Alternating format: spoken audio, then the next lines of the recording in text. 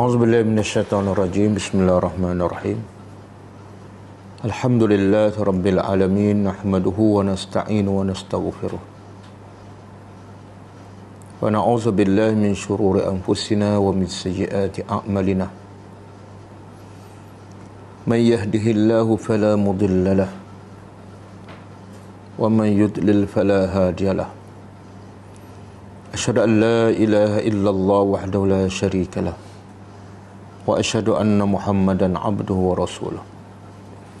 Subhanaka la ilma lana illa ma 'allamtana innaka antal alimul hakim. Allahumma 'allimna ma yanfa'una wanfa'na bima 'allamtana wa zidna ilma.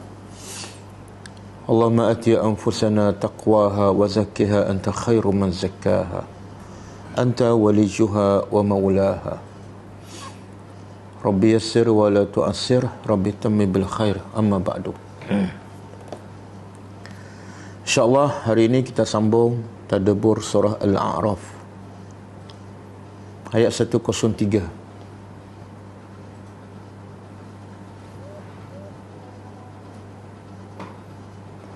Dan sebelum tu kita tengok pengajaran ayatnya lepas.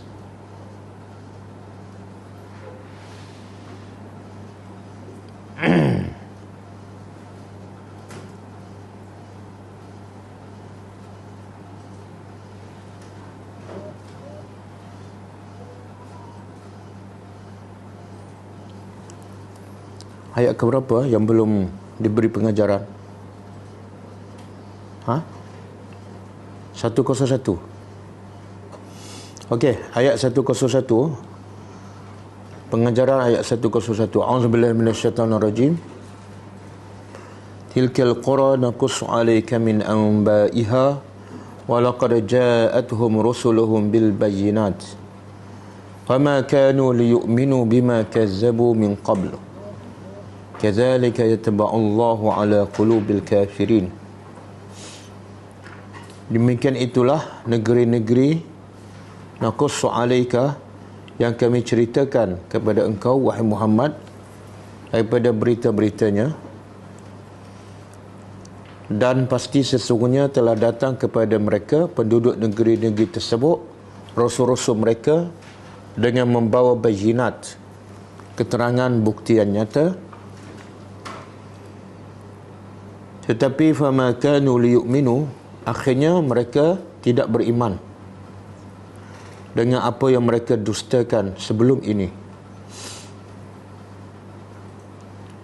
Kazalika, seperti demikian itulah Allah menutup ke atas hati-hati orang kafir. Pengajaran ayat 101.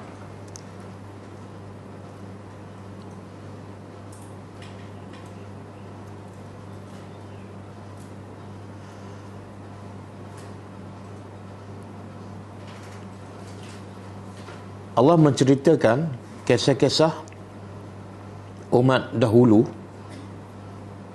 di dalam Al-Quran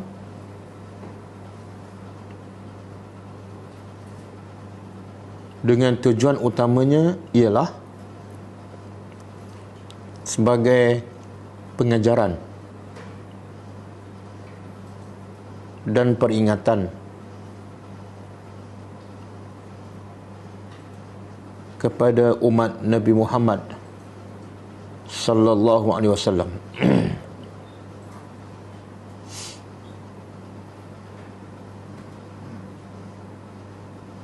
Bukan sebagai bahan bacaan. Bukan sebagai bahan bacaan.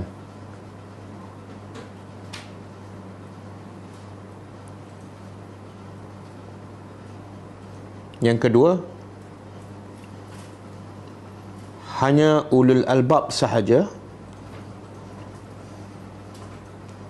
yang akan memerhati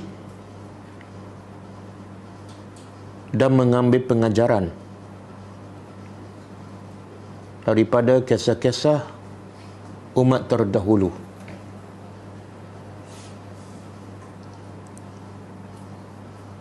Dan dijadikan sebagai panduan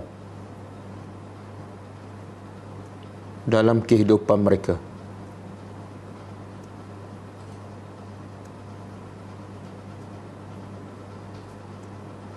Yang ketiga, kebanyakan umat-umat dahulu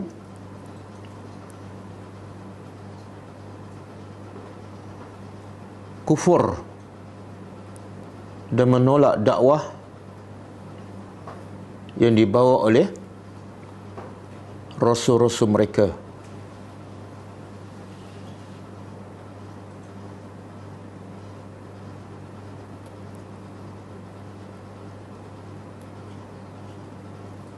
Bukan kerana bukti-bukti yang dibawa oleh para rasul tidak jelas atau tidak cukup, tapi disebabkan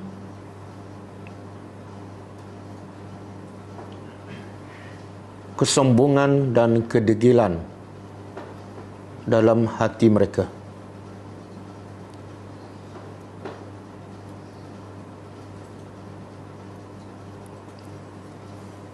Yang ketiga, yang keempat, sesiapa yang menolak kebenaran yang cukup jelas dengan bukti-buktinya,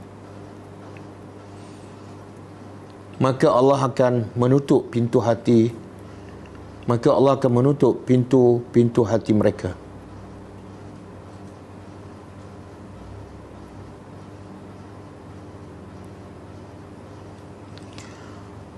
Yang kelima, musibah yang paling besar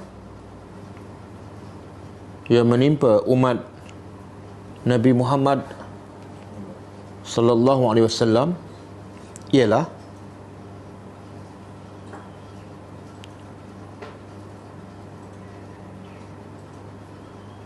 hati yang keras,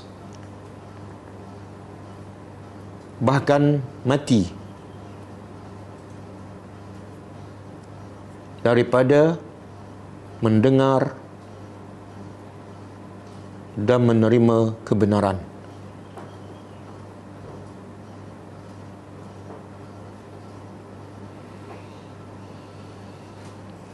Okey, habis ayat 102. A'udzubillahi minasyaitonirrajim. Wa ma wajadna li aktsarihim min ahdin wa in wajadna aktsarahum lafasiqin. Kata Allah Subhanahu wa taala, tidaklah kami dapati kebanyakan mereka itu, iaitu umat-umat dahulu, dengan perjanjian dengan Allah, bahawa kami dapati kebanyakan mereka melanggar perjanjian ataupun mengingkari perjanjian dengan Allah, kerana kebanyakan mereka adalah orang-orang yang fasik. Pengajaran ayat 102.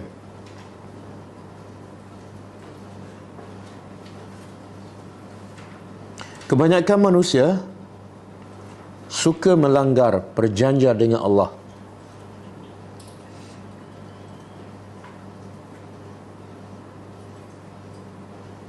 Sama ada perjanjian ketika di alam roh atau perjanjian setelah dia mengaku beriman kepada Allah Subhanahu wa ta'ala.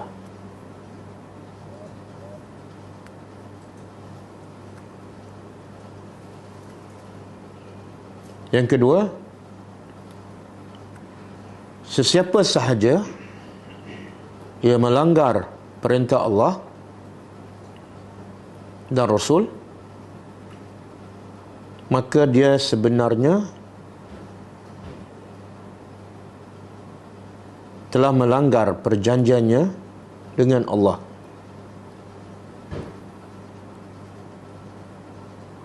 Seperti tidak solat, bercakap bohong,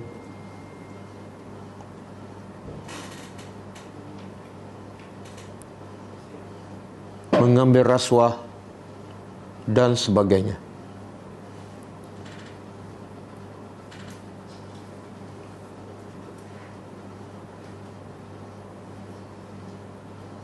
Okey, habis ha? Kita sambung tadabbur ayat seterusnya.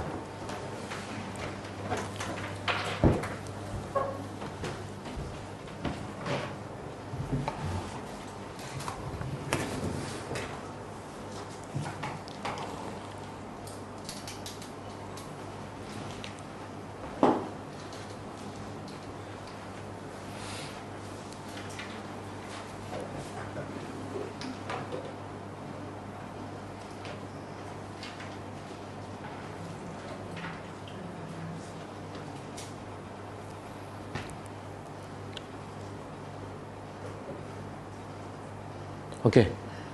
Yang muslimat boleh duduk sebelah sini. Kalau tak blok lah. Duduk sebelah sini. Blok kan lah. Ya kan? Duduk belah sana sikit. Okey, ayat seterusnya ialah ayat 103. Kalau kita masih ingat, surah Al-A'raf yang kita belajar ni sedang menceritakan tentang apa? Dia kaitan ayat 103 dengan sebelum. Kalau kita kuat ingatan lah, Allah sedang menceritakan tentang apa?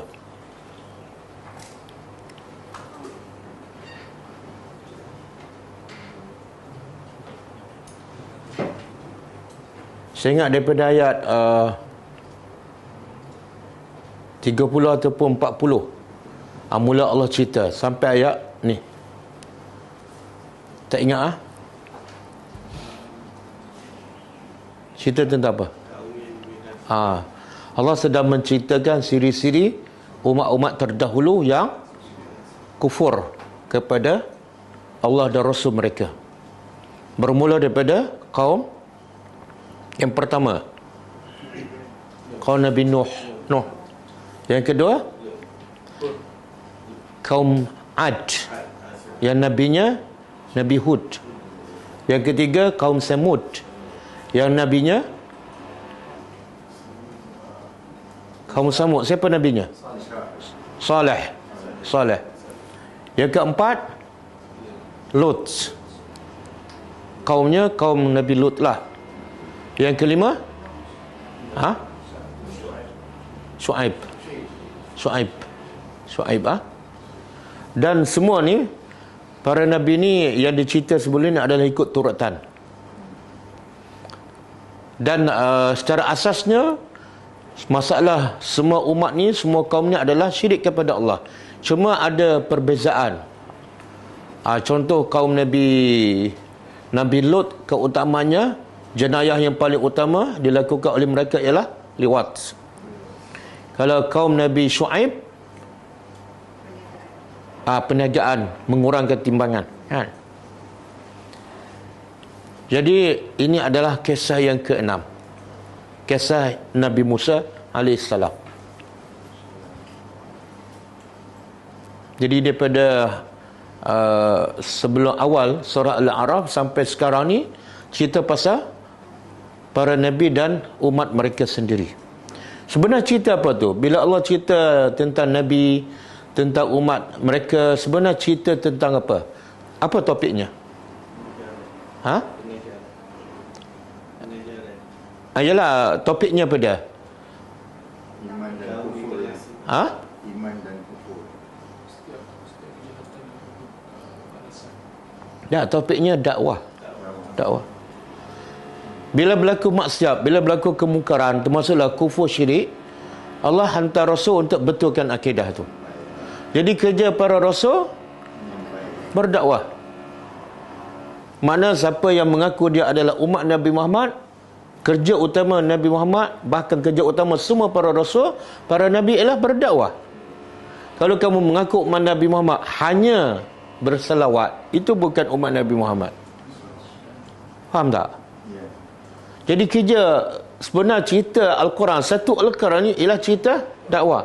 nak betulkan akidah manusia, nak selamatkan manusia daripada neraka jahanam. Itu je. Jadi sangat pelik bin ajaib orang yang baca Quran dan tadabbur Al-Quran tapi tak buat kerja dakwah. Sangat pelik bin ajaib.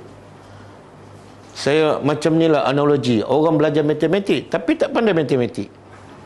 2 tahun, 3 tahun belajar matematik kan. Guru pula pakar hebat tapi tak pandai matematik. Pelik tak? Pelik. Belajar sains sampai 2-3 tahun, 5 tahun tapi tak pandai sains. Belajar Quran tapi tak pandai berdakwah dan tak berdakwah. Lebih kurang macam tu lah. Sebab Quran ialah dakwah, hudan linnas. Okey. Jadi ini kisah yang ke-6. Semua cerita apa ni? Cerita dakwah. Bagaimana pertembungan antara hak dan batil. Dakwah yang dibawa oleh Rasul, oleh para Rasul kepada kaum mereka yang kufur. Itulah tugas para Nabi, membetulkan akidah manusia. Jadi sebab tu Allah sifatkan orang yang kerja dia makan dan minum berseronok adalah sama seperti binatang, sama dengan binatang. Bahkan balhum adall, lebih sesat.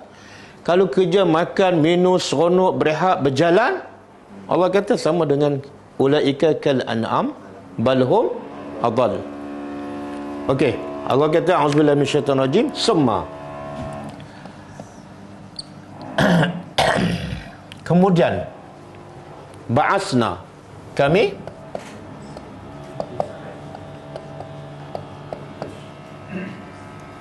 min ba'dihim, dari ba'dihim selepas mereka, Musa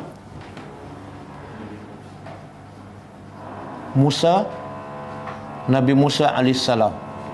Musa bin apa dah? Musa bin Imran.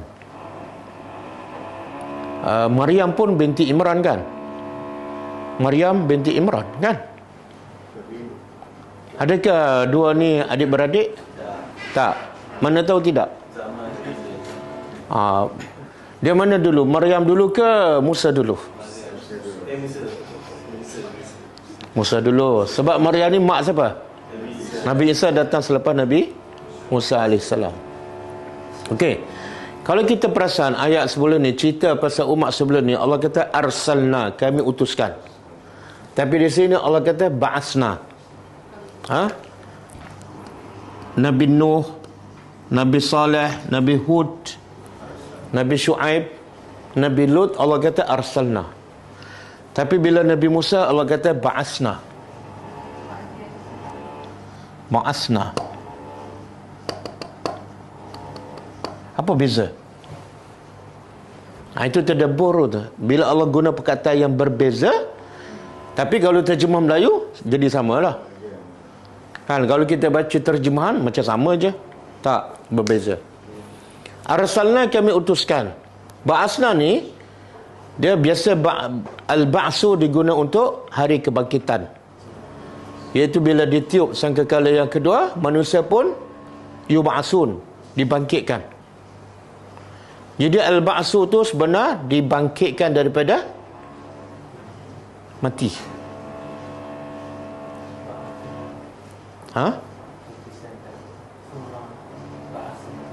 Semua ba'asna.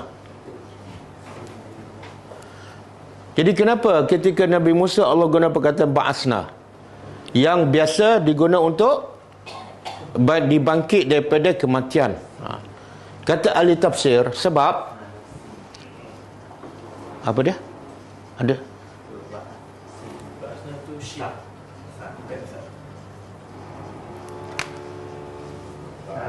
betul dah, cuma rumah terlebih satu.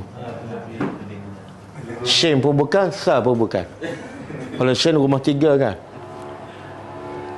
Kemudian kami telah utuskan, bangkitkan.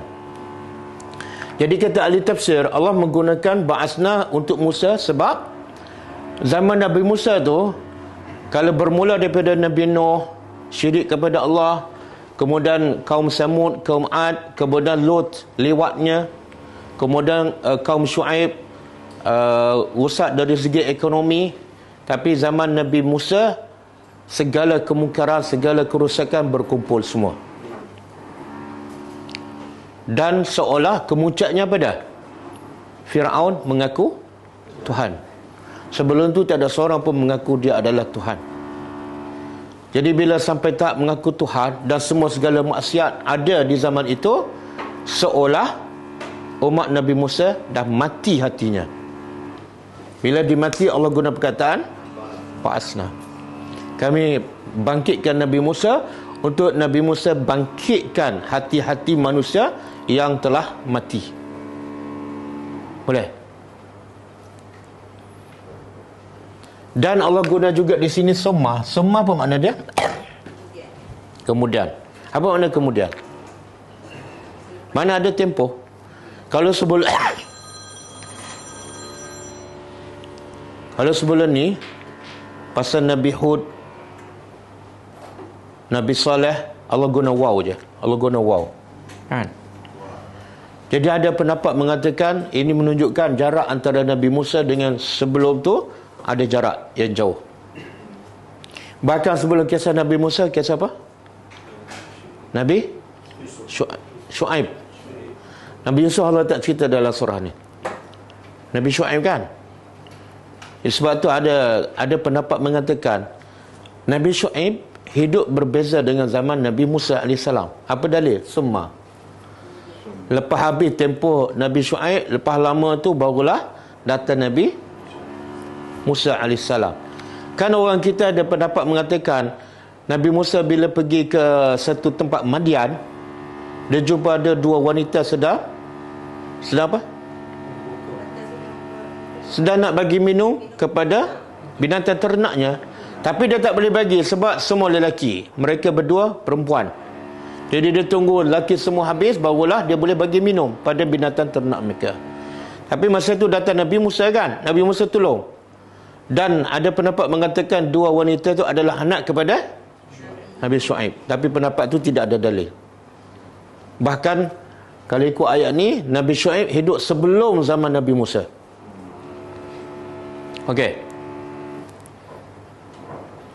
Okey, kami utuskan dari selepas mereka. Siapa mereka ni? Mereka tu ialah umat-umat dahulu, umat Nabi Nuh, kaum Samud, kaum Ad, kaum Shu'aib dan sebagainya. Bi ayatina dengan ayat-ayat kami ataupun bukti-bukti kami. Allah utuskan Musa kepada siapa? Kepada Fir'aun wa mala'ihi, dan mala'i apa dia? Pembesar-pembesar dia, iaitu menteri-menteri kabinetnya, pembesar-pembesarnya.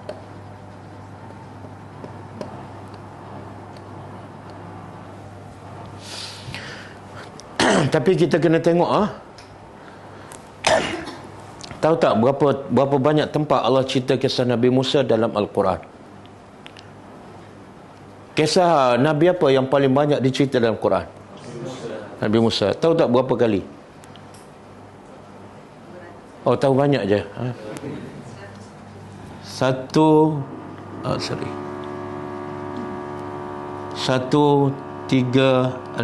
kali. Ataupun 136 tempat dalam Quran cerita Nabi Musa. Kenapa cerita Nabi Musa paling banyak? Cerita Fir'aun pula 74 kali dalam Al-Quran disebut. Kenapa kisah Nabi Musa paling banyak?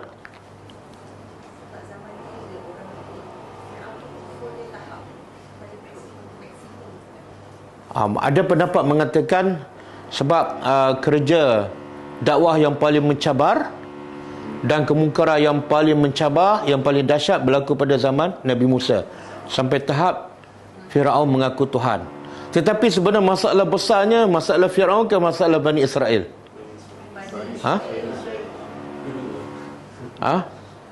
Bani Israel ke Fir'aun? Yang banyak Allah kecam, Allah laknat dalam Quran, Allah kecam Firaun ke ataupun Bani Israel? Bani Israel. Sebab itulah kebanyakan para nabi daripada kalangan Bani Israel. Firaun bangsa apa? Ayalah bangsa apa? Kibti.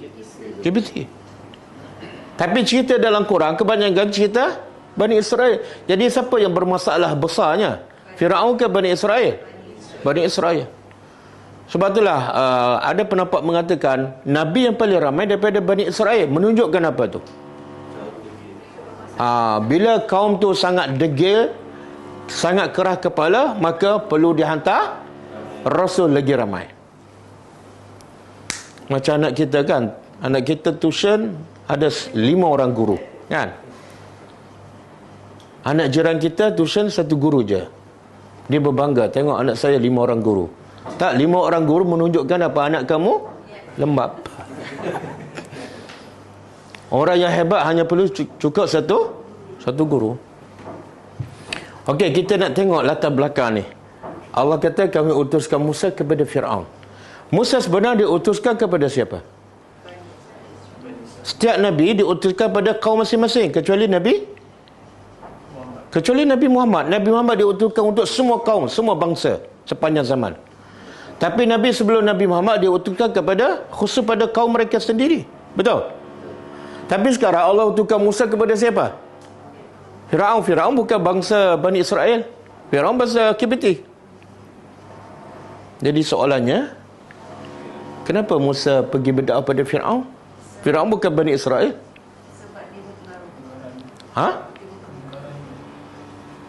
Yalah, dia untuk Bani Israel je. Janganlah kacau Bani lain.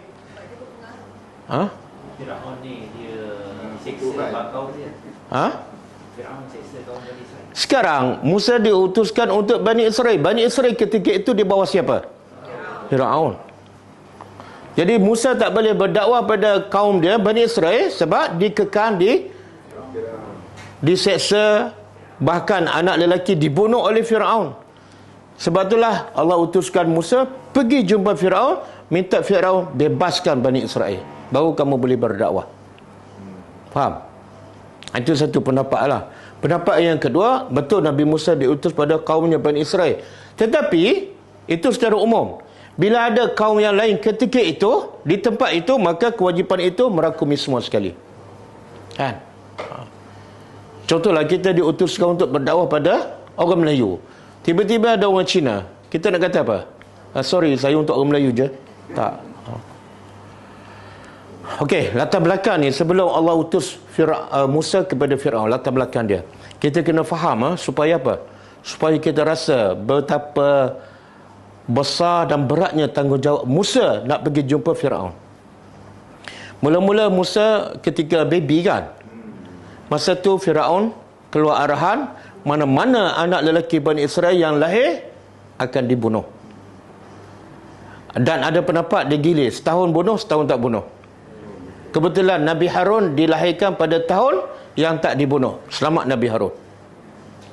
Dan Nabi Musa ditakdirkan lahir pada tahun dibunuh. Tapi apa Allah perintah kepada mak Musa?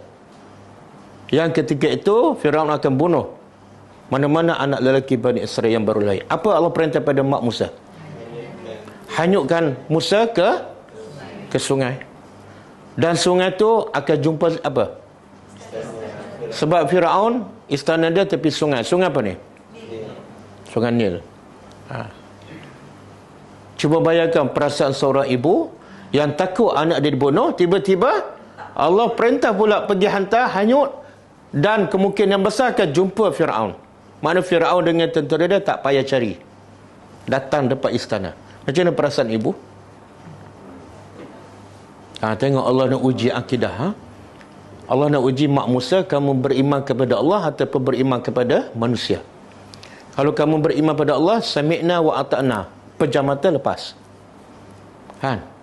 Kita ada, kalau ada musuh kat luar nak cari budak kan, tapi Allah kata letak anak kamu kat luar. Musuh ada kat luar, kita letak tak? Tak kan? Sebab apa? Sebab kita tak percaya pada Allah, walaupun itu perintah Allah. Betul? Okey, lepas tu Maka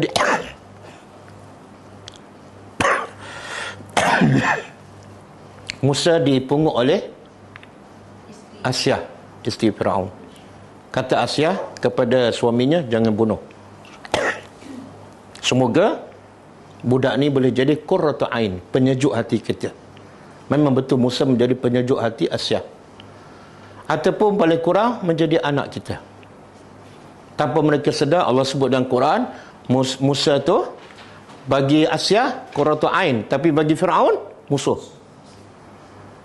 Menggegar kerajaan Firaun, bahkan menjatuhkan kerajaan Firaun. Dan akhirnya Musa seorang nabi membesar di rumah siapa?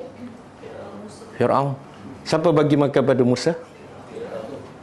Siapa bagi pakai pada Musa? Siapa mandi dan membesarkan Musa? Firaun. Halal ke haram? Apa pengajarannya? Seorang nabi membesar di rumah musuhnya. Bukan musuh Musa saja, musuh Tuhan. Makan minum di rumah Firaun, membesar, pakai baju, semua daripada harta Firaun. Apa pengajarannya? Apa dia? Allah Maha berkuasa. Jadi pengajarannya apa?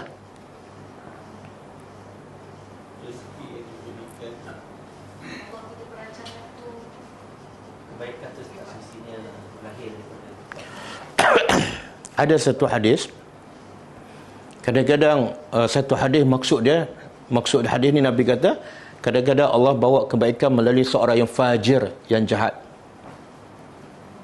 Firaun jahat, tapi dia yang membesarkan orang yang membawa kebaikan.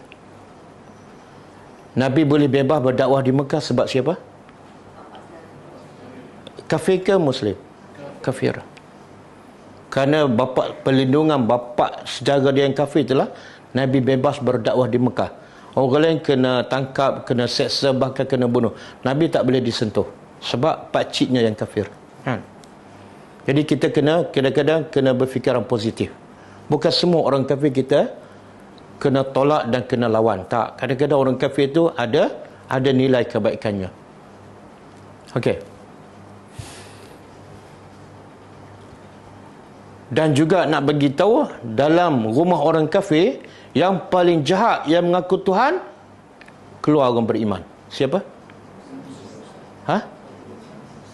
Musa tak apalah sebab dia Nabi kan, Allah jaga, tapi keluar orang beriman. Asyah.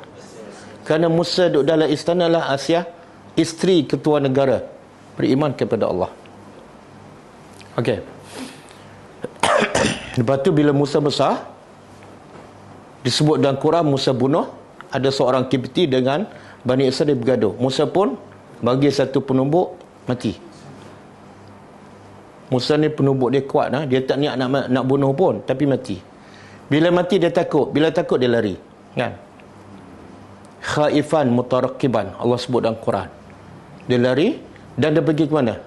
Madian. Madian tu lah jumpa dua perempuan yang sedang bagi minum, kan? Dan akhirnya bapa perempuan tu kahwinkan Musa dengan tengok jodoh dia kat mana? Nak cari jodoh berjalan je. Lepas tu berapa tahun? Musa dia tak ada duit. Dia tak ada duit, tapi maharnya apa?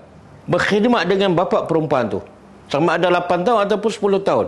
Bapa dia kata, maharnya 8 tahun berkhidmat dengan aku.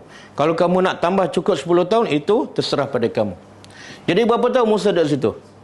10. Lepas tu Musa dengan isteri dia keluar, dan ketika itu Musa munajat dengan Tuhan dan dilantik sebagai Rasul.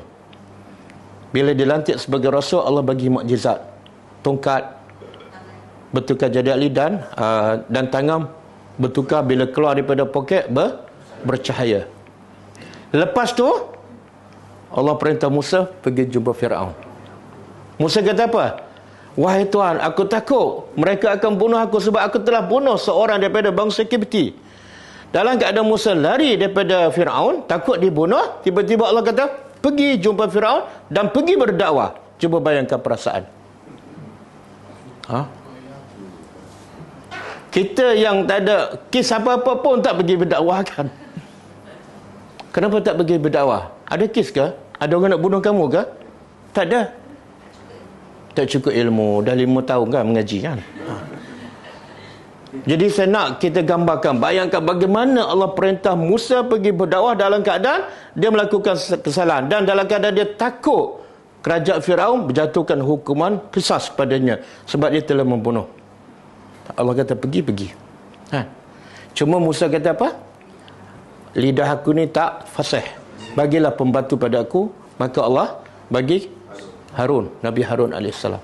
Ini latar belakang ni. Allah kata kami utuskan selepas kaum kamu dahulu Musa dengan ayatina kepada siapa? Firaun. Dan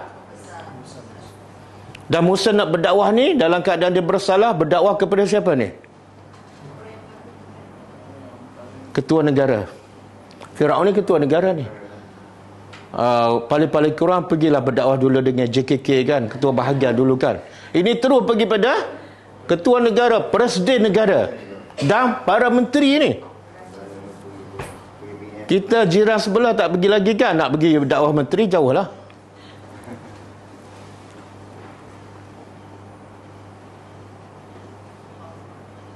Okey. Jadi pengajaran sangat besar ialah bila nak berdakwah dia kena yakin pada Allah, barulah ada kekuatan. Kalau kita bergantung pada orang, bergantung pada duit, kita akan jadi lemah. Sampai bila kita tak akan berdakwah? Bukan menteri, bukan Perdana Menteri.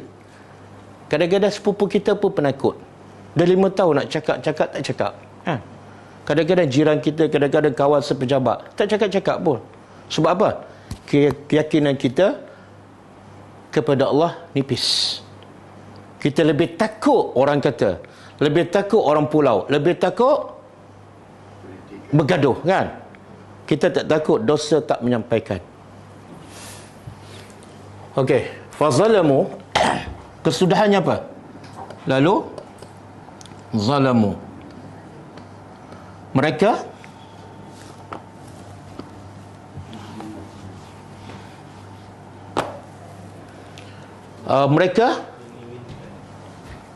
zalamu ni zalim biha dengannya. Dengannya ni balik pada apa? Tak. Kalau Musa lelaki ke perempuan? Kalau lelaki ni dhamir apa ni? Perempuan ke lelaki?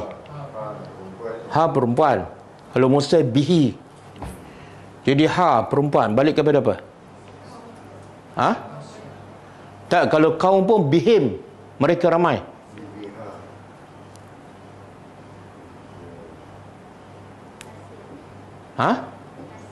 Apa dia?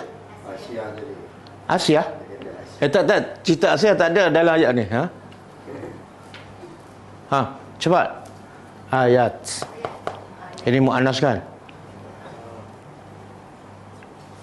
Saya nak tanya, kenapa Allah kata kami utuskan Musa? Sebelum sebut kepada siapa, Allah sebut dulu membawa bukti. Jadi antara mad'u kita dengan bukti, mana lebih penting? Mana tahu? Allah sebut bukti dulu. Sepatut ayat di macam ni, Allah utuskan Musa kepada Firaun dengan membawa bukti, kan? Bawa bukti di hujung, tak. Allah sebut kami utuskan Musa dengan membawa bukti. Barulah Allah sebut kepada siapa. Menunjukkan apa? Sebelum berdakwah yang paling penting ialah bukti ilmu. Sebab itulah hikmah, hakimnya Allah pada. Hakimnya Allah, bijaknya Allah. Tidak ada seorang Nabi pun ataupun Rasul yang Allah utuskan, melainkan setiap Nabi dan Rasul mesti ada bukti ataupun mukjizat. Mesti ada. Kalau tak ada, apa jadi? Kalau tak ada, Nabi datang tanpa bukti, apa jadi? Orang yang ada bukti pun orang tolak, yang tak ada bukti. Jadi kalau Allah hantar Rasul tanpa bukti, Allah tidak hakim. Kan? Dan antara mukjizat yang paling banyak ialah mukjizat kepada Nabi Musa. Ada berapa semua? 9. Kan? 9. Tongkatnya, tangannya bercahaya. Katak dan sebagainya ada sebut dalam ayat surah Al-A'raf. Nanti kita akan jumpa. Kenapa banyak sangat mukjizat yang Allah bagi pada Nabi Musa? Sebab kaum dia sangat degil, sangat keras kepala. Termasuklah Firaun. Lagi keras, lagi degil, lagi kena banyak bukti. Tapi antara bukti mukjizat Nabi Musa dengan bukti mukjizat yang diberi kepada Nabi Muhammad, mana lebih banyak? Berapa Nabi Muhammad? 6,000 ayat. Sebab tu ayat Quran dipanggil ayat. Ayat tu ialah ayat, buktilah. Okey. Jadi bila Allah utuskan Musa kepada Firaun dengan bukti, apa reaksi mereka? Mereka zalim dengan bukti. Apa makna mereka zalim dengan bukti? Mereka menolak. Kenapa Allah tak kata mereka kafaru? Mereka kufur dengan bukti. Subhanallah. Bahasa Al-Quran. Sebab tu Allah kata fakafaru. Mereka pun kufur biha, dengan bukti tu. Kan? Sesuai dengan bukti ialah kufur, bukan zalim. Faham soalan? Cuba jawab.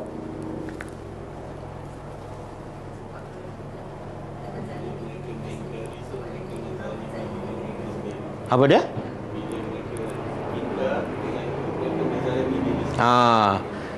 Allah nak begitu 2 in 1. Kalau guna perkataan zalamu, satu, Allah nak begitu mereka kufur dengan bukti. Yang kedua, kesan mereka tolak tu adalah mereka zalim pada diri sendiri, bukan zalim pada Nabi Musa, bukan zalim kepada orang lain. Siapa yang menolak kebenaran sebenarnya dia zalim pada diri sendiri. Tapi ramai tak orang sedar bila dia tolak kebenaran, dia sedang menzalimi diri sendiri. Ramai tak orang sedar? Tak. Dia kata ustaz tu yang zalim, bawa benda yang pelik kan, walaupun bukti dah sahih, dah jelas. Okey? Jadi siapa tolak apa saja bukti daripada Quran dan hadis, dia adalah menzalimi diri sendiri. Fanzur, maka perhatilah. Kaifa, bagaimana, kana adalah akibatu. Jadi akibat bahasa Melayu itu asal daripada bahasa Arab, cuma dia tukar huruf.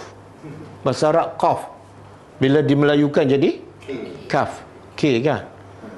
Sepatutnya kena sebut apa? Itulah akibat kamu menipu. Q ke Q kan? Q, akibat. Akibat. Maka perhatilah bagaimana adalah bahasa Melayu apa? Kesudahan. Al-mufsidin, orang-orang yang melakukan kerusakan.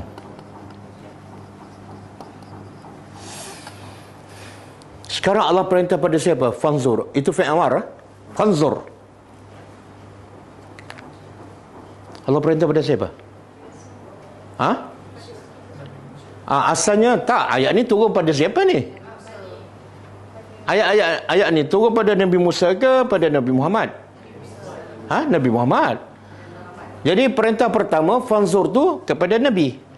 Tapi pengajaran dia, perintah pada Nabi sebenarnya perintah pada semua umat dia. Dan fanzur tu fi'il amar. Bila fi'il amar menunjukkan perintah, bila perintah menunjukkan wajib. Jadi setiap kita wajib apa? Wajib perhati. Perhati apa? Ini yang kita belajar semalam kan, sifat ibadur rahman. Salah satunya pada sifat yang ke-11. Siapa ingat? Apa dia? Sifat yang ke-11. Ayat ke berapa ni? Wallazina iza zukiru. Ayat berapa? 70, tak ingat dah. 74, 75. 73. Cuba baca ayat tu. Wallazina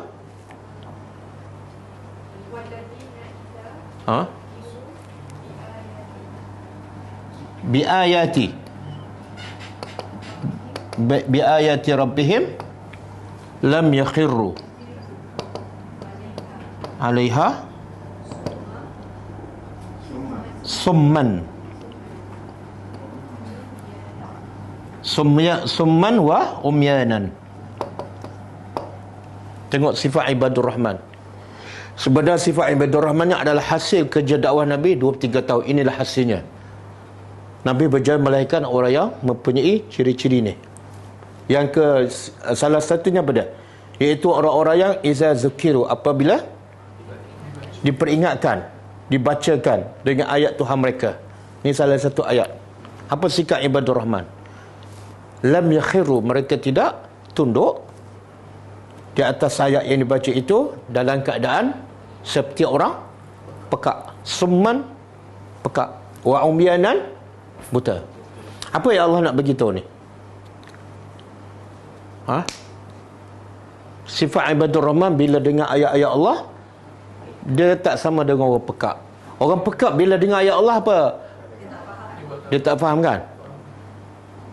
Maknanya kalau dengar ayat Quran tak faham, Allah kata sama kamu dengan orang pekak. 2 kali 5 10 kan? Sama je. Orang pekak tak dengar, kamu dengar tapi tak faham, 2 kali 5. Jadi orang beriman apa dah? Tidak pekak dan tidak. Okey, ayat ni Allah kata fanzur, perhatilah. Allah perintah pada kita sebagai umat Nabi Muhammad, perhati apa dia? Kaifa. Yang Allah perintah ni perhati apa dia? Kaifa. Apa makna kaifa? Bagaimana kesudahan orang-orang yang melakukan kerosakan. Okey, apa dia? Apa kesudahan? Kesudahan inilah Firaun dengan pembesar-pembesar dia. Apa kesudahannya? Dengan macam mana? Allah suruh perhati bagaimana, bukan tengok bila ataupun tempat, tak. Bagaimana Allah binasakan? Allah binasa dengan apa? Makna apa tu? Allah nak apa tu?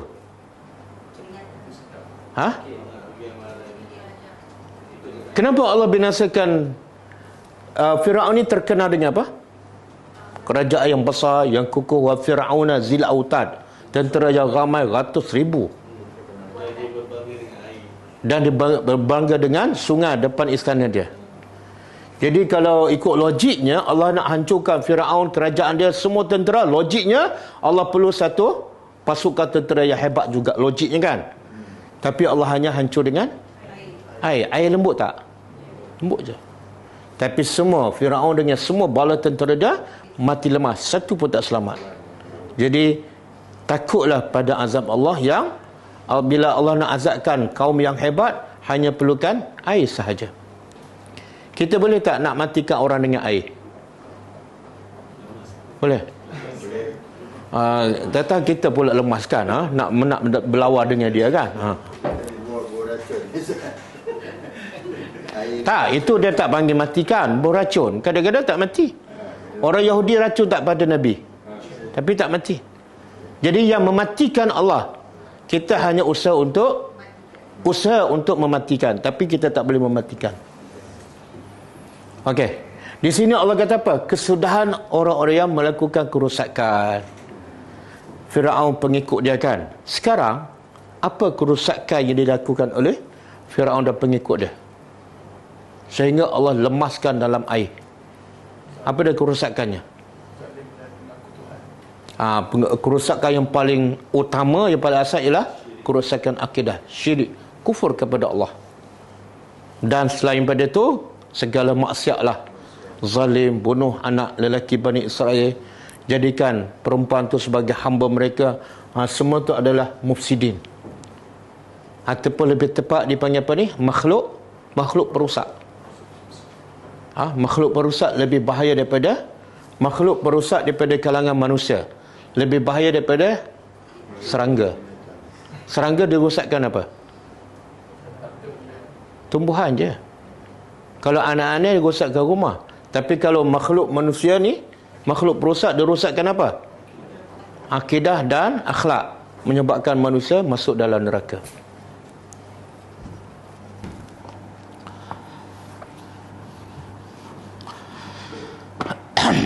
Okey, saya nak sebut sini, Allah kata, kami utuskan Musa kepada Firaun dan pembesar dia. Kenapa Allah tak sebut kami utuskan Musa kepada Firaun dan kaum dia? Kan? Dia ada satu Firaun.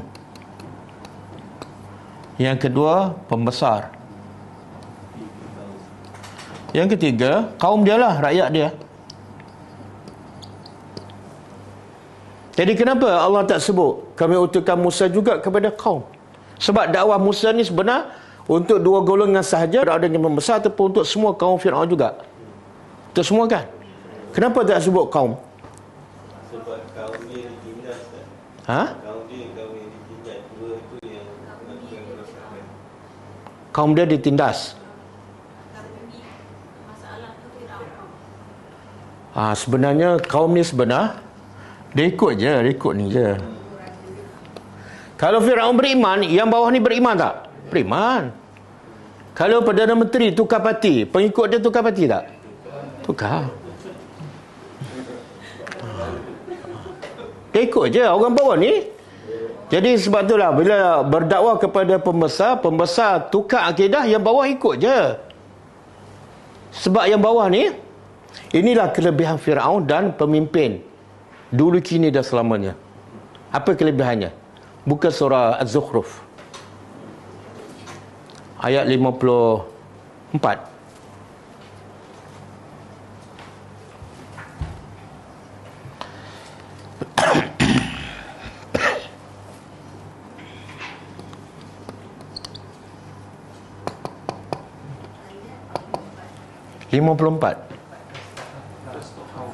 Fastakhaffa qaumahu fa'ata'uhu innahum kanu qauman fasiqin. Nah, tengok ni. Cuba terjemah fastakhaffa. Khafa ringan.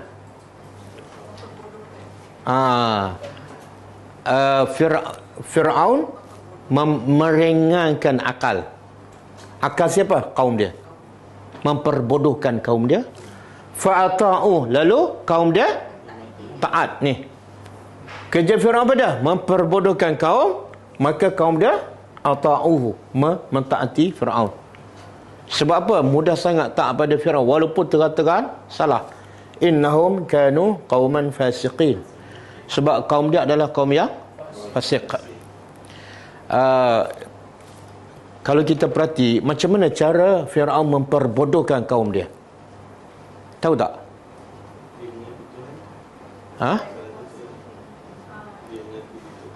Tak. Sebelum ayat ni, cuba tengok daripada ayat 51 ke. Ini cara Firaun memperbodohkan kaum dia. Cuba baca ayat 51.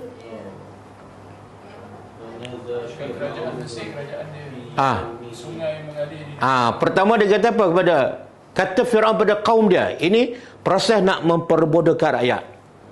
Dengan apa dia kata? Alaysa li mulku Misra. Kerajaan Mesir ni adalah milik aku. Jadi rakyat dengar, oh hebat ni, ada kuasa. Kemudian wahazil anhar, ni sungai-sungai mengalir di bawah istanaku. Makna istana yang hebat, kalau ada sungai di bawah, mana orang yang hebat. Kaum dia tak ada. Dua. Yang ketiga, lepas tu yang ketiga, jadi aku dah ada istana yang besar, ada kerajaan Mesir yang hebat, yang kuat. Bukankah aku lebih baik daripada orang yang apa dah? Hina dan bila bercakap tak pasal. Siapa tu? Tengok, itu cara dia berbodohkan. Aku ada kerajaan besar, istana yang mewah. Bukankah aku lebih baik daripada ni ya? Istana pun tak ada, kerajaan pun tak ada, hina pula, cakap pun gagap. Tengok dia nak hasut fikiran rakyat. Seko. Lepas tu dia kata apa lagi?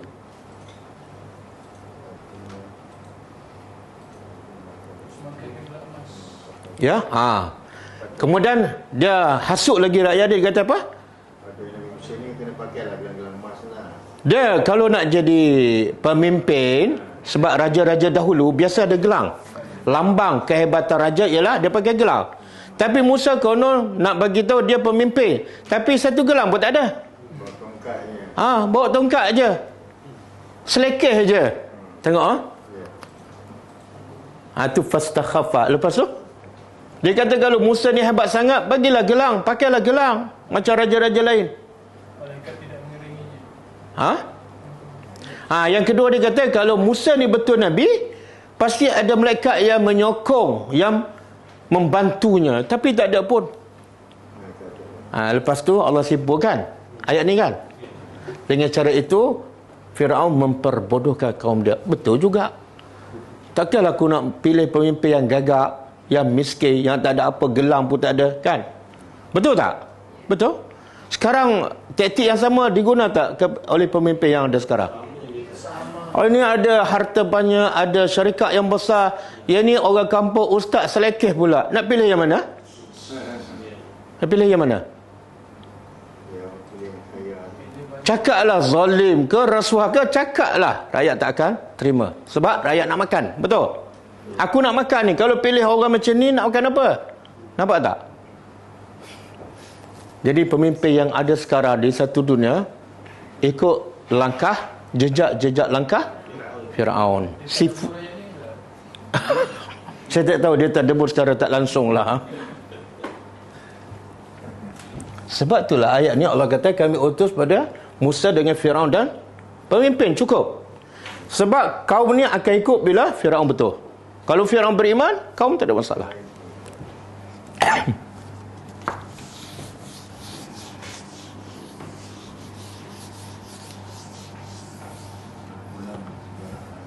Secara lama berulang kembali. Okey, waqala Musa, dan berkata Musa. Dakwah mesti berkata. Jangan main Facebook je. Sebab tu Allah kata apa? Izhab ila. Allah perintah Musa pergi ke istana Firaun. Jangan duduk WhatsApp je kan, Telegram je. Kawan tu buka ke tak tahu, baca ke tak tahu, faham ke tak tahu. Dakwah kira mesti berdepan. Maka Musa bercakap dengan Firaun. Ya Firaun. Menunjukkan Musa bercakap direct dengan Firaun. Berkata Musa kepada Firaun, ini sesungguhnya aku adalah Rasul, seorang Rasul. Aku ni utusan. Siapa yang utuskan? Rasul min Rabbil Alamin, dari Rabb, pencipta, pemilik, pengurus sekalian alam.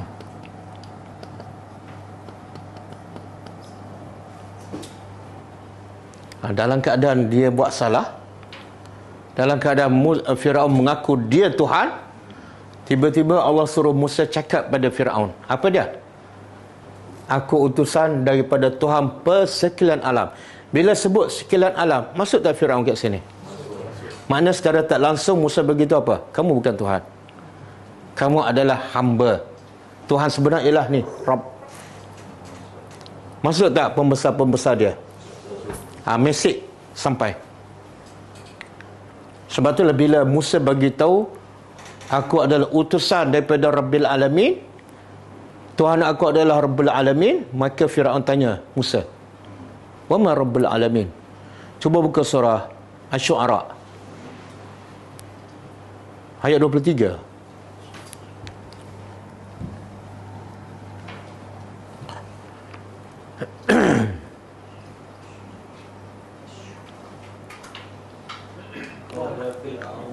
Qala Fir'aun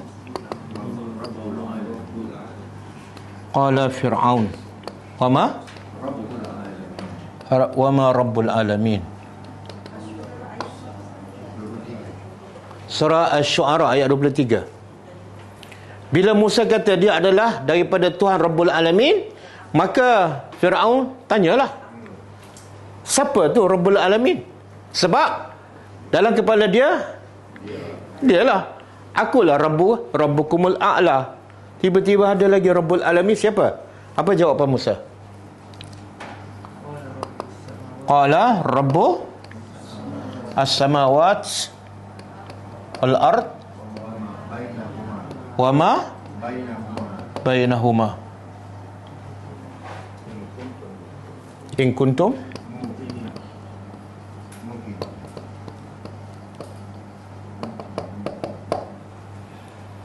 Jawab Musa, ini cara teknik berdakwah. Bila kita nak berdakwah pada non-Muslim kan, pertama kita perkenalkan apa? Tuhan lah. Sebab kita nak ajak orang kenal dan sembah Tuhan. Jangan duk cerita pasal NGO dia aja. Siapa pun tak kenal Tuhan kan? Saya ni pada sekian-sekian setengah jam cerita pasal dia. Ni message yang pertama. Musa kata, aku Rasulun min Rabbil Alamin. Maka Firaun tanya, siapa Rabbul Alamin? Apa jawapannya? Jawapannya ialah Rabbul Alamin ialah Rabbus Samawati wal Ard. Pencipta 7 lapis langit dan 7 lapis bumi dan apa yang di antara keduanya. Masuk tak Firaun kat sini? Masuk kat mana? Firaun masuk kat mana? Wa ma bainahuma. Antara langit dan bumi, kan? Firaun di atas bumi. Makna Firaun tu bukan Tuhan, dia merbub. Okey. Jadi antara teknik kita berdakwah bila nak kenalkan Tuhan, kena bagi tahu, kena cerita Tuhan tu hebat. Apa kehebatan Tuhan? Jangan kata Tuhan aku ialah Tuhan yang mencipta pokok, yang mencipta rumah. Tak.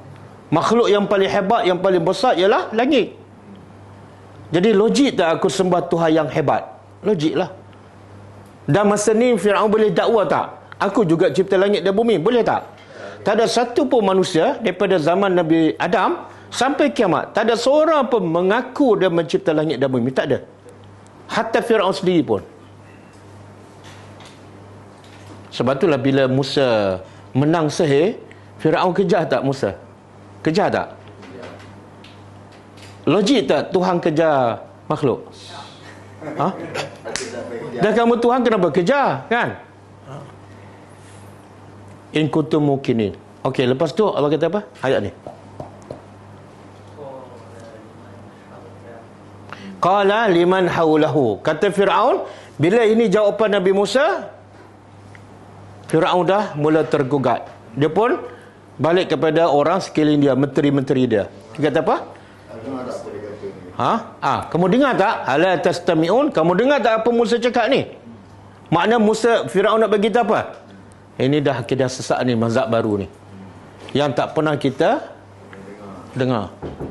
Okey, lepas tu apa dia?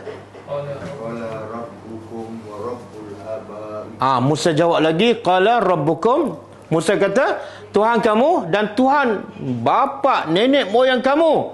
Ya Allah, bukan kamu. Kalau kamu mengaku Tuhan, siapa pula Tuhan pada nenek moyang kamu? Kamu tak hidup sesama dengan mereka. Betul? Tengok hujah tu mematahkan akidah. Okey, lepas tu tengok jawapan Firaun. Dia tak ada jawapan, maka dia kata apa?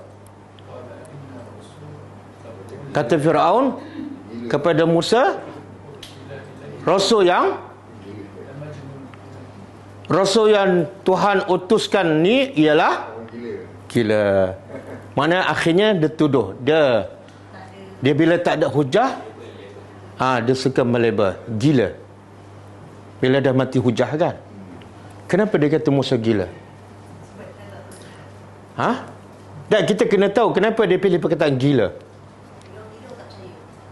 Sebab tak. Apa yang hujah Musa tu dia tak terima. Dia ciri-ciri orang gila apa dia? Ciri-ciri orang gila, dia akan buat benda yang orang sihat tak buat. Orang sihat makan makanan yang baik, dia kutip kat mana? Itu ciri-ciri orang gila. Orang sihat pakai pakaian yang cantik bersih, dia pakai pakaian. Jadi bila orang gila dia buat bercanggah dengan pandangan dan perbuatan orang ramai, itulah ciri-ciri orang gila. Jadi bila Musa cakap benda yang bercanggah dengan fahaman Firaun dan semua rakyat dia, mereka tak pernah dengar, ini ciri-ciri orang gila. Boleh faham? Berlaku tak sekarang? Bila kita cerita benda baru, pelik sikit kan? Mak bapak mereka tak pernah dengar. 7 keturunan tak pernah dengar. Dia kata kita apa? Mazhab baru. Mazhab baru. Mazhab baru. Dia tak boleh berfikir dah. Pada yang hujah Nabi Musa bagi ni, logik tak? Aku sembah Tuhan pencipta langit. Kamu cipta apa? Dah logik dah. Tapi sebab apa yang Musa cakap tu bercanggah dengan fahaman pegangan masyarakat ketika itu, mereka kata ini pegangan gila. Okey. Jadi jangan sedih bila kita bawa benda baru, tapi betul orang kata gila. Senyum je. Senyum je.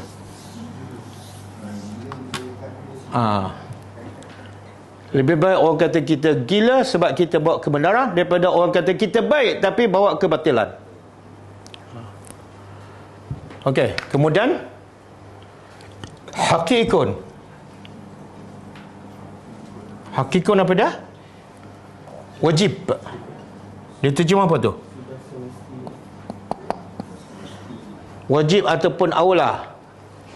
Utama. Ala. Ini alayya kan? Kan?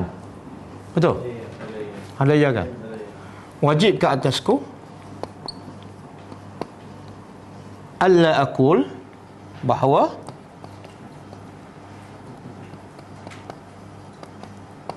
tidak aku berkata ala Allah, ke atas Allah,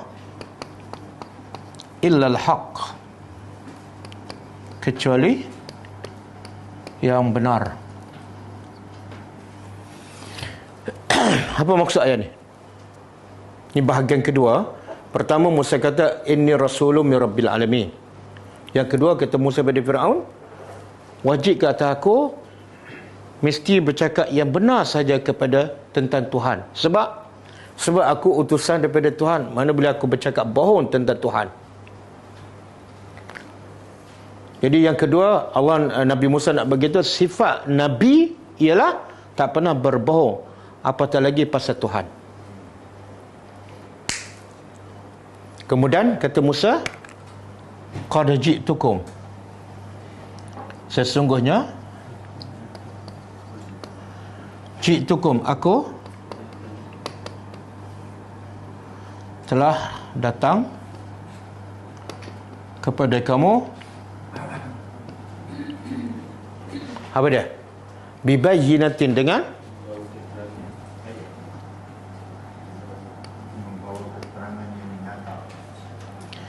dia bayyinah ni mana? Bukti ataupun mukjizat lah. Apa dia? Tongkat, tangan bercahaya kan? Tapi Allah tak sebut, Musa tak kata tongkat, Musa tak kata tangan bertukar jadi cahaya, tapi Musa kata bayyinah. Bayyinah apa makna? Tak, bayyinah jelas. Apa yang Musa nak sampaikan? Mana bukti dia tu adalah Rasul, cukup jelas. Maknanya kalau orang tolak, bukan sebab bukti tak jelas, bukan sebab bukti tak cukup, tapi sebab akal orang yang mendengar, yang melihat tu dah rusak. Sebab itulah bila tukang sihir tengok bukti yang Nabi Musa ada kan, dicampak tongkat bertukar jadi ular kan. Masa tu tukang sihir waras. Apa jadi? Terus beriman. Berapa bukti dia tengok? Tapi Firaun tengok tak bukti yang sama? Di waktu yang sama, di tempat yang sama. Tengok tak? Kenapa Firaun tak beriman? Akal dah tak berfungsi. Apa sebab?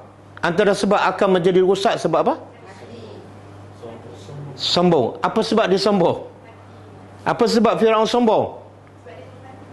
Allah kata dalam surah Al-Alaq, kalla, sombong. Innal insana la yatgha ar-ra'ahu istaghna. Allah kata sekali-kali tidak, sesungguhnya manusia ni pasti akan melampau. Bila tu? Ar-ra'ahu istaghna, bila dilihat diri dia serba cukup, ada kuasa, ada tentera, macam-macam, maka dia akan sombong. Jadi penghalang utama Firaun beriman bukan sebab bukti tak jelas, tapi sebab sombong disebabkan kuasa. Dan pemudah untuk tukang sihir beriman, sekali tengok satu mukjizat je terus beriman. Apa dia? Sebab masa tu tukang sayur tak ada jawatan, tak ada apa-apa. Jadi bila tak ada jawatan, tak ada kuasa, dia merendah diri. Orang yang paling mudah beriman ialah orang yang merendah diri. Kan? Sebab tu bila Nabi berdakwah kepada pembesar Quraisy, dalam surah apa? Surah apa? Yang datang Abdullah bin Umi Maktum, yang buta. Surah Abasa kan? Siapa yang beriman dulu? Abdullah bin Umi Maktum, pembesar Quraisy tu. Berapa kali dah Nabi berdakwah tapi tetap degil. Sebab apa? Sebab dia pembesar.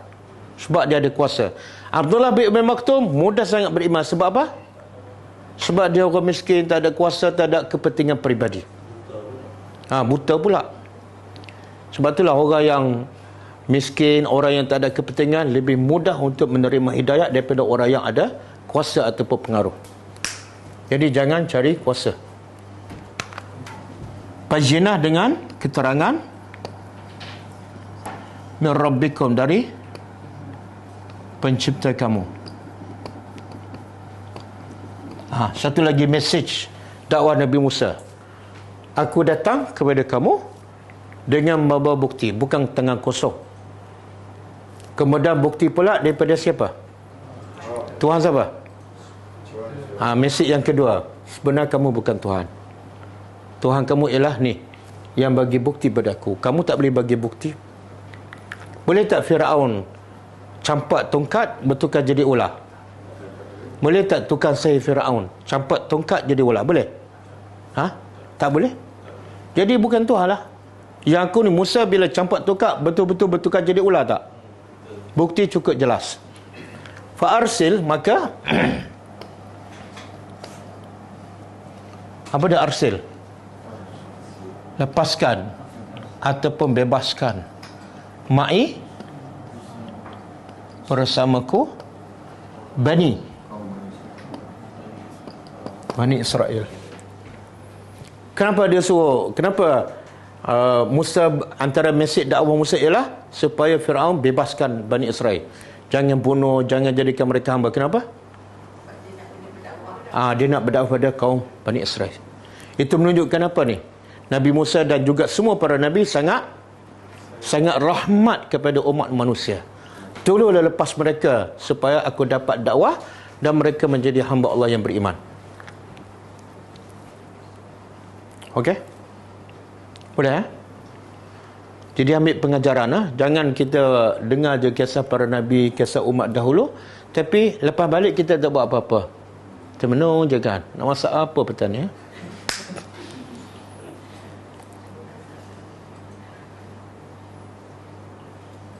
Okey, cukup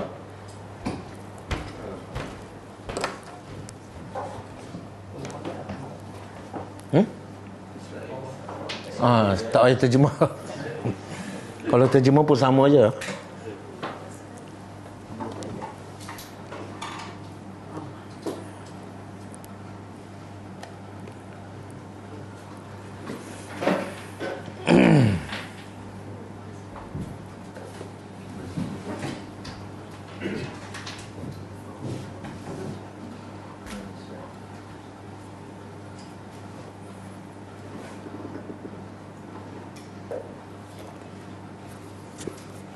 Okey, kita baca sikit kitab Syarah Bulughul Maram, kitab solat.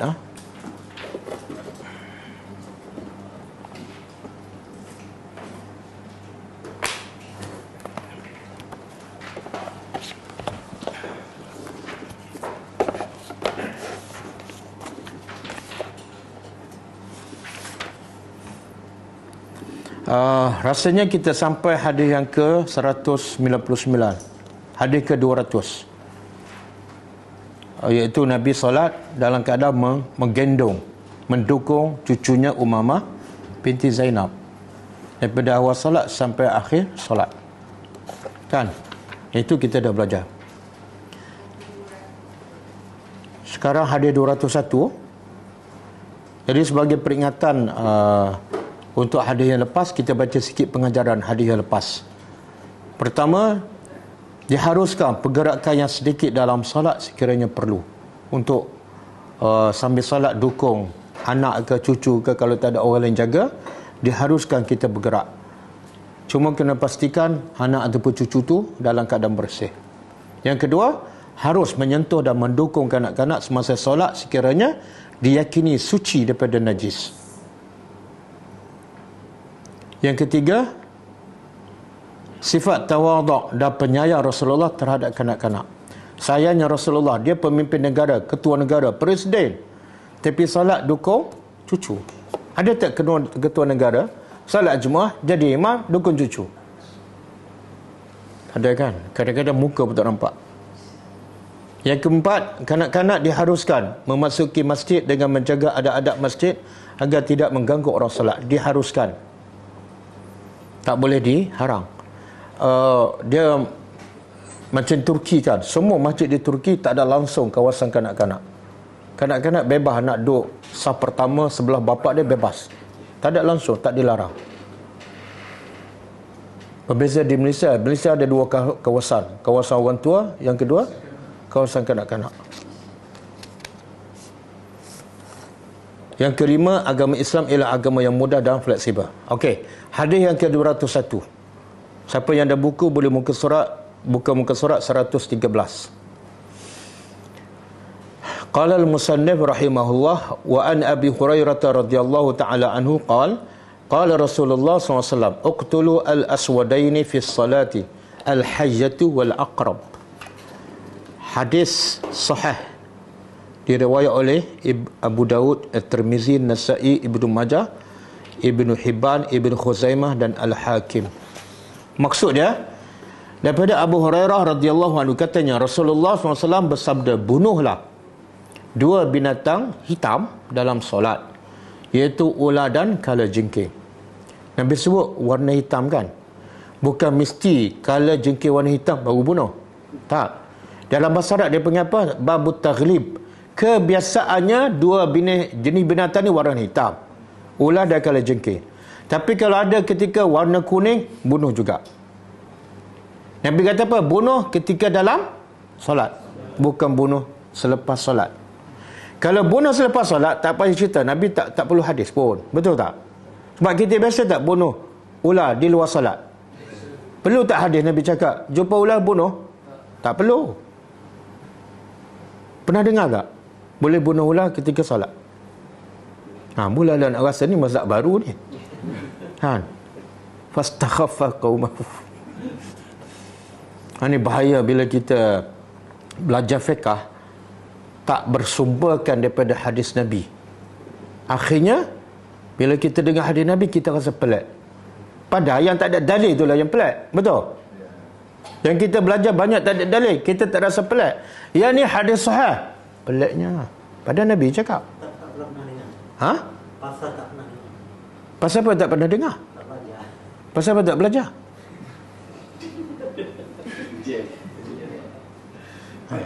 Kalau bab dunia macam-macam belajar.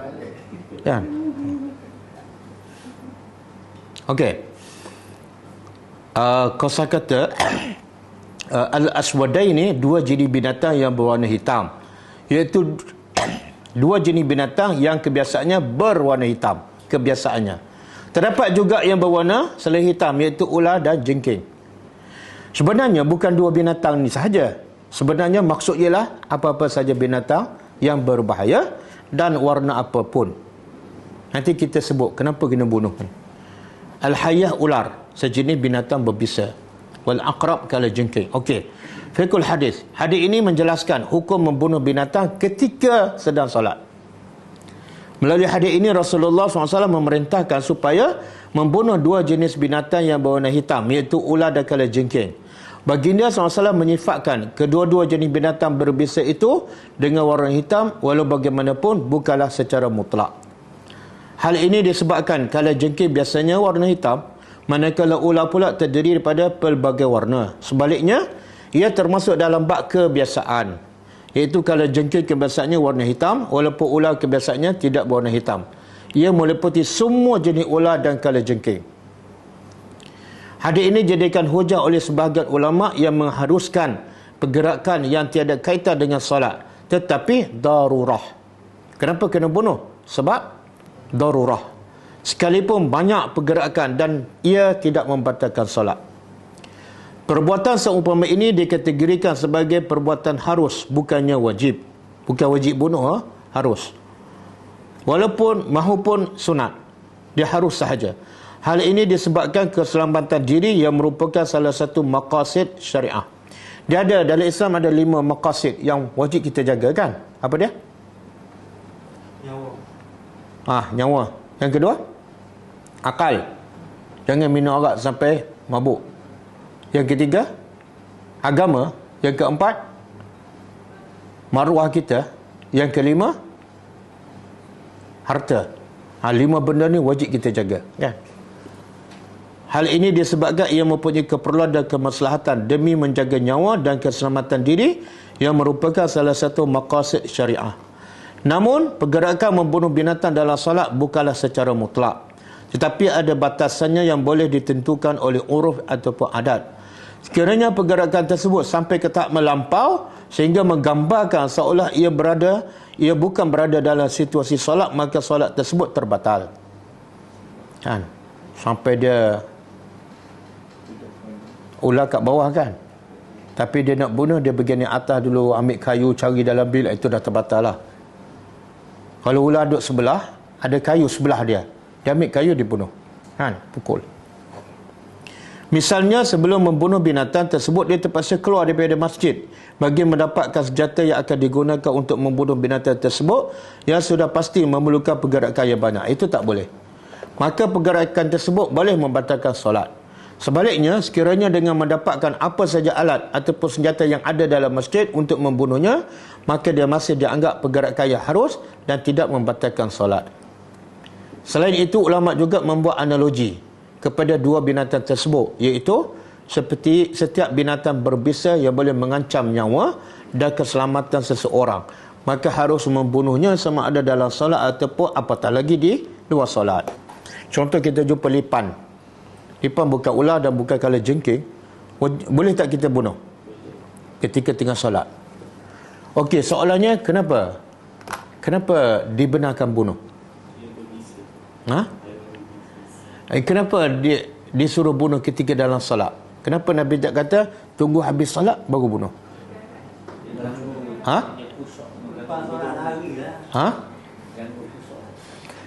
Dia solat ni, intipati solat apa dia? Khusyuk. Kalau dah nampak ular dan kita biarkan, khusyuk tak? Sebelum ada ular memang dah tak khusyuk. Ada ular, lagilah haru biru, kan? Duk rokok, mana ular? Okey, satu, supaya tak mengganggu kekhusyukan. Yang kedua, kalau kita tak bunuh segera, ular tu akan patut kita dan kita akan mati. Wajib kita jaga nyawa. Yang ketiga, kalau ular tu kita nampak dan tak patut kita, dia akan lari dalam rumah. Cuba bayangkan, kalau kita tak bunuh segera, dia dah hilang, berapa hari kita solat tak khusyuk? Kalau seminggu tak jumpa ular, kita solat dalam tak khusyuk seminggu, betul tak? Subhanallah, tengok hikmah Nabi kata kena bunuh sekarang ketika nampak tu. Ustaz, kalau saya bunuh ular masa tu, solat saya tak khusyuk. Solat tu tak khusyuk, tak apa, sebab kamu ikut perintah Allah. Nabi suruh bunuh, kan? Jadi apa masalahnya? Bunuh sebab Nabi suruh, bukan nafsu. Boleh? Tapi ini dari segi hukum lah. Dari segi praktikalnya, kalau jumpa ular tak ada siapa pun bunuh, apa akan berlaku? Dia bunuh pun tak, teruskan solat pun tak. Yang ambil yang langkah ketiga, iaitu cabut lari. Cabut lari. Sebenar rugi tak cabut lari? Solat tak habis, ular pun masih duduk kat situ, rugilah. Yang terbaik ialah bunuh, teruskan solat. Okey, boleh ke? Ada soalan? Pada depan ular naik gini kat rumah nak. Lepas tu tak tahu macam mana anda bercakap dengan dia, kata yang kacau kan. Kalau buka pintu nak suruh dia keluar, tak bunuh. Itu jin tu. Jin. Tengyang gitu lah. Itu jin tu. Sebab dia masuk pun tak tahu daripada mana. dekat Siti air. Ambil. Tu. Tapi Memanglah ular bila masuk dia tak beritahu masuk ke mana. Dan dia punya ni kita tak boleh nak trace. Biasanya kita beragak lah masuk lubang ni. Tapi dia berdiri. Soalan satu. Okey. Tadi boleh kata mana? Kata pencuri masa tu. Pencuri. Tak, dia tengoklah Nabi kata bunuh ular. Mana ular tu boleh tak kita bunuh? Boleh. Sebab kita lebih besar daripada ular. Tapi kalau nak bunuh pencuri, tak boleh. Mana boleh bunuh orang? Yang satu. Yang kedua, kalau kita lawan dia, apa akan jadi? Mungkin huru-hara lah sebab dia manusia, sama-sama ada tenaga. Kan? Jadi bila solat, kunci pintu rumah. Tapi kalau orang yang polis dia tembak ayam. Dia kena bunuh je tu. Dia kalau kita tengah solat, pencuri masuk, kita boleh teruskan solat je. Dia tak kacau kita, dia nak kacau barang kita je. Biarlah dia ambil barang tu. Jangan dia ambil kekhusyukan solat kita.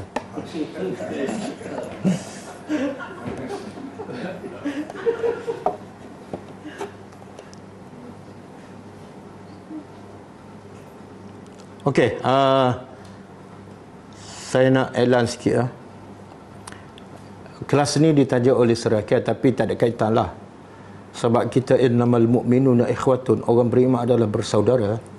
Dia Syarikat satu NGO yang banyak membantu orang Syria. Sama ada yang ada di luar negara Syria sebagai pelarian ataupun yang ada dalam Syria sendiri. Ada orang Syria duduk dalam Syria tapi sebagai pelarian. Yang mana daripada Damsyik kan, dia kena halau, dia pergi duduk kawasan Idlib. Jadi mereka ni duduk dalam kemah. Air pun tak cukup, elektrik pun tak ada, tandas pun tak ada, kadang-kadang taik berterabur. Jadi sangat-sangat menyedihkan dan mereka sangat-sangat memerlukan bantuan. Jadi NGO Syarikat menganjurkan program iftar untuk pelarian Syria. Jadi saya cadangkan setiap kita kalau bagi tak banyak pun, contohlah bagi RM100 seorang. Kan? Dia boleh tunjuk kat situ ada. Satu untuk iftar seorang RM15 sahaja. Satu iftar RM15 sahaja untuk seorang. Dan kita dapat pahala, kita akan dapat pahala orang berpuasa seorang. Tapi kalau kita nak pahala banyak, bagilah untuk 5 orang, bagilah untuk 10 orang. Nabi kata man fattara sa'iman kana lahu mislu ajrihi ghaira annahu la yanqusu min ajri sa'im syai'an. Siapa yang bagi makan untuk orang yang berpuasa, maka baginya pahala orang yang berpuasa tanpa dikurang sedikit pun. Kalau orang Syria berpuasa dapat 50 pahala. Kita bagi dia berbuka, kita pun dapat 50 pahala. Bantulah mereka sebab keadaan mereka sebenarnya lebih teruk daripada keadaan orang yang dhaif di Malaysia. Bagi 100 orang saya cadangkan. Okey? Boleh masuk akaun Syarikat. Jangan masuk akaun Ghulam dia 2 kali kerja pula. Bila saya bercakap dia masuk akaun ke Ghulam, tapi untuk Syarikat jadi 2 kali kerja. Bila kita bantu orang jangan menyusahkan orang. Okey? Jadi insya-Allah kita jumpa malam ni. Dan malam ni sepatutnya kelas bahasa Arab, tapi bulan Ramadan ni kita fokus pada tadabbur je. Dia kalau Imam Malik kelas hadis pun dia tinggal. Bila masuk bulan Ramadan dia fokus pada Al-Quran je. Maka kelas bahasa Arab pun kena tinggal jugalah. Jadi insya-Allah malam ni kita sambung tadabbur surah Ali Imran insya-Allah. Kita tutup dengan membaca tasbih kafarah. Subhanakallahumma wa bihamdika asyhadu an la ilaha illa anta astaghfiruka wa atubu ilaik. Assalamualaikum warahmatullahi wabarakatuh.